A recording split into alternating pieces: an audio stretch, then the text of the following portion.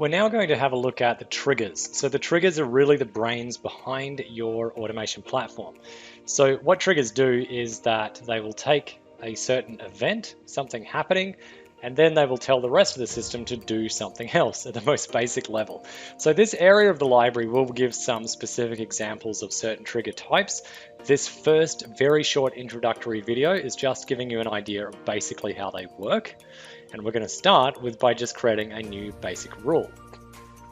Elsewhere in the library, you'll see some more specific videos setting up for like very common use cases, like if someone fills out a form or if someone fills out a calendar. But this introduction is just to give you an idea of really what they do, right? So in this one, I'm going to call it, I've created a new trigger. I'm going to give it a name. I'm going to call this tutorial trigger.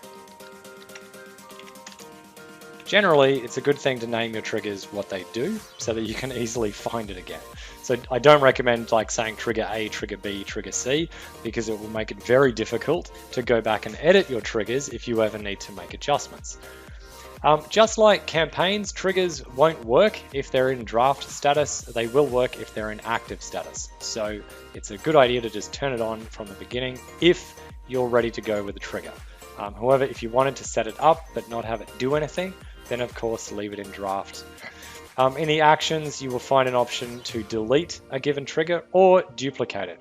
And so again, just reminding that when you duplicate it, make sure that you do exit and come back in to edit the correct version, right? i.e. when you duplicated it, you'll stay in the existing trigger.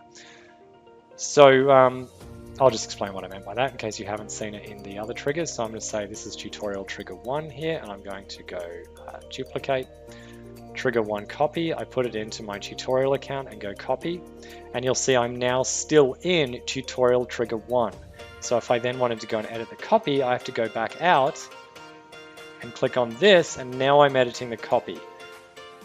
The key is that you don't want to make a copy of it and then accidentally edit the original if that's not your intent. Okay, so from here I'm also going to, in this menu, I can delete that copy, and I go back to tutorial trigger 1. So there's basically two sides of a trigger. It's 1, what should trigger the rule, and 2, what actions should follow. So there's two options with the what should trigger. The first one is the name of your system here, and the second one is Facebook, right? And so when you're using Facebook, that's when you've integrated lead ads. However, that is covered in a specific video about triggers based on Facebook. So we're going to go back and use your platform here. And we're going to choose a trigger. So the options is you can set something to occur when someone is added to a campaign, when someone replies to a specific response from a campaign, when a customer books an appointment themselves, or down here you've got an appointment when any appointment is booked, a change in the stage of a pipeline. So that's like, for example, if someone goes from lead to booked to attended, that's a stage change. Trigger link clicked. So this is one of the advanced features of trigger links, is that you can actually set a trigger to occur off a trigger link. So it's something to clear up right here, is that trigger links and triggers are not related. It's just that there are two things called. So there's trigger links and then there's triggers. So when a trigger link is clicked, you can set a trigger to do something, right? Stale opportunities. What this means is that you can use a time delay.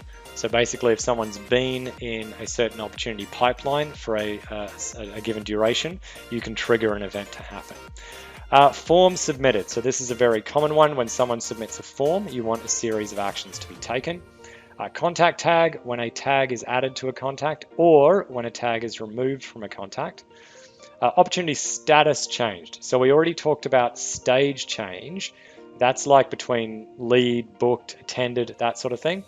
But status is we're talking about change from open to won or to lost or to abandoned. A survey submitted, similar to form submitted, but that's when a survey is submitted. Birthday reminder runs off a birthday field. Custom date reminder, similar, but it's off a custom date field. Contact DND, so when they're opted out, or when that flag is updated, you can trigger an event as well.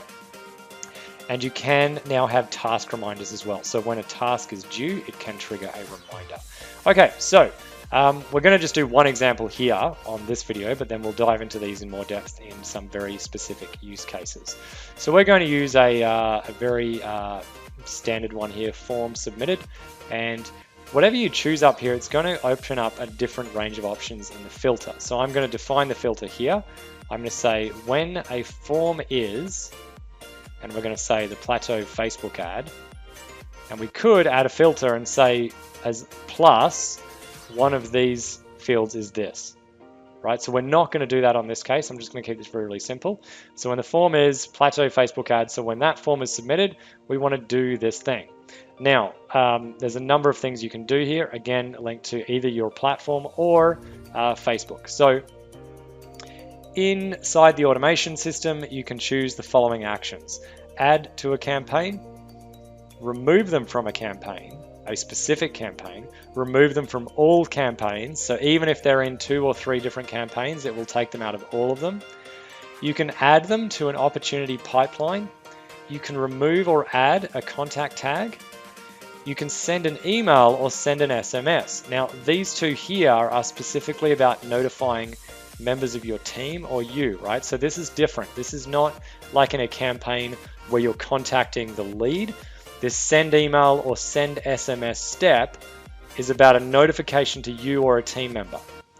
Okay, then execute webhook. If you know what webhooks are, then you'll know what that is and you can trigger a webhook to fire.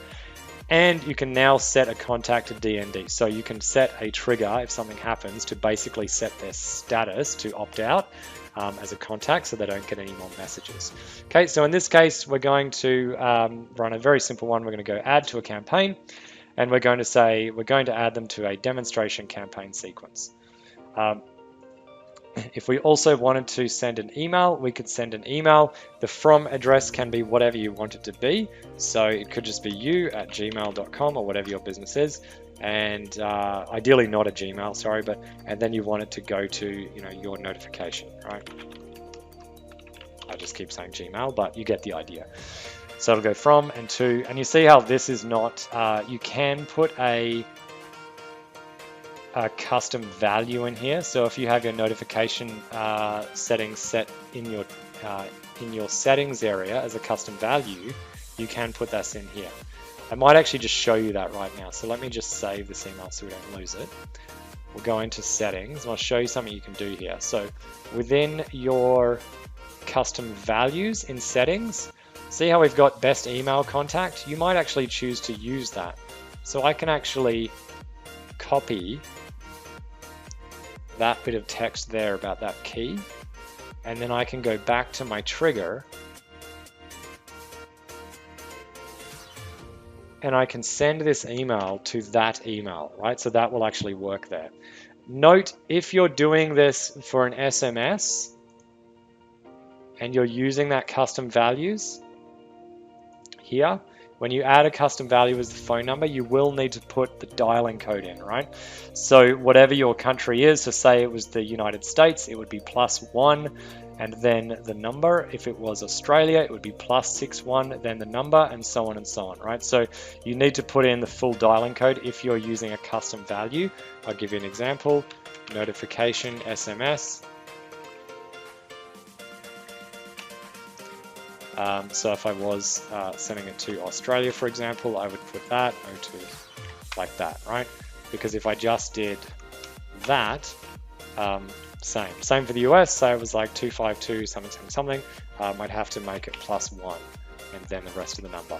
Okay, so that's just for if you were doing doing this, and I was going to copy this and have this within my triggers as a send SMS like that. We'll make sure you don't have that space in there, then that will work. Again, it's always a good idea to test these things. Once you put your message in, test message, whatever, save SMS. You can send a test SMS, but that's actually sending to, oh yep, that will actually send to that, right? So you can then check that that actually worked, right? So that's how you would do that. Same, you can do the same thing with email. Okay, but again, I'm just giving you an overview in this email of what triggers are. From here, what you can do is look through the library here for a trigger that's closest to what you want to do.